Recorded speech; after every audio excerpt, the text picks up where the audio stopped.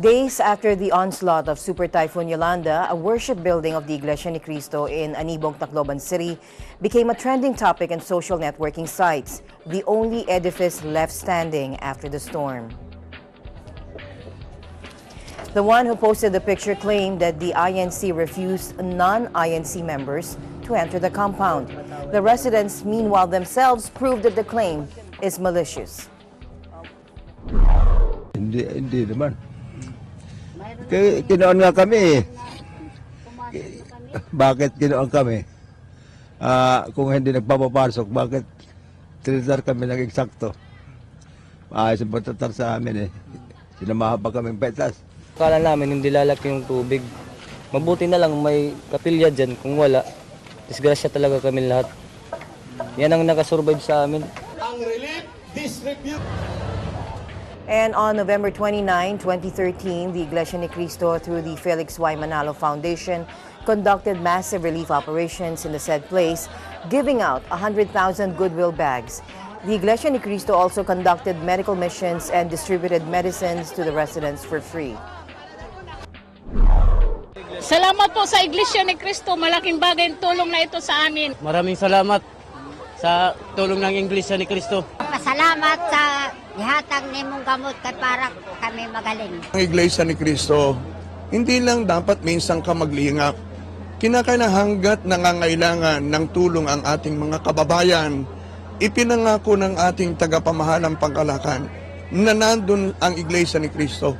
Sa lahat ng panahon, nakaagapay ang Iglesia ni Cristo sa ating mga kababayan. Kaya ang lingap na ito ay tuloy ng tuloy hanggat kailangan ng ating mamamayan ay naroon na Iglesia ni Cristo. Tacloban City Mayor Alfred Romualdez is very grateful to the help extended by the members of the Iglesia ni Cristo.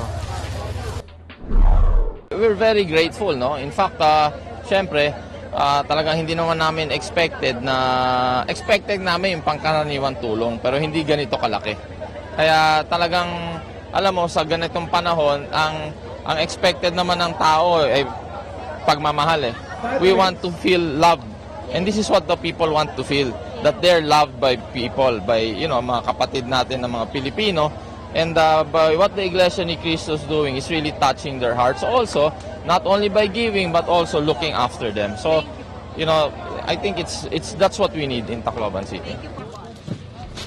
Meanwhile, residents received not only one goodwill bag, many of them were able to get additional bags of goods. Salamat po.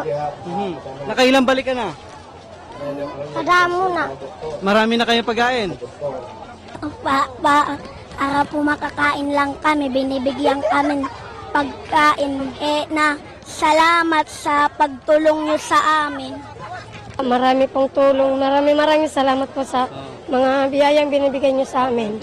Nay, makakain na po kami. Mr. Felix and Mrs. Leonila Senel says they are very thankful for the relief goods and medicines they received. The couple explains that they are most thankful for the care and love they felt from the members of the Church of Christ. According to the couple, the Iglesia ni Cristo members fetched them from their homes and invited them to stay in the church compound.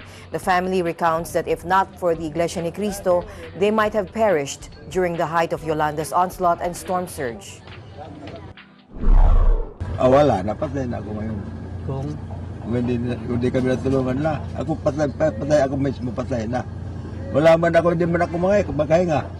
Maraming salamat na kundi sa iglesia, hindi kami nakaligtas sa wala naman kami pupuntahan na mataas na building. But above the relief goods and other material aid that the Iglesia ni Cristo may extend to the typhoon-stricken area, the Iglesia ni Cristo is calling for the people to receive the most important aid that they may extend. Napakahalaga na malaman ng tao ang Iglesia ni Cristo ito, lalo na tayong mga Pilipino.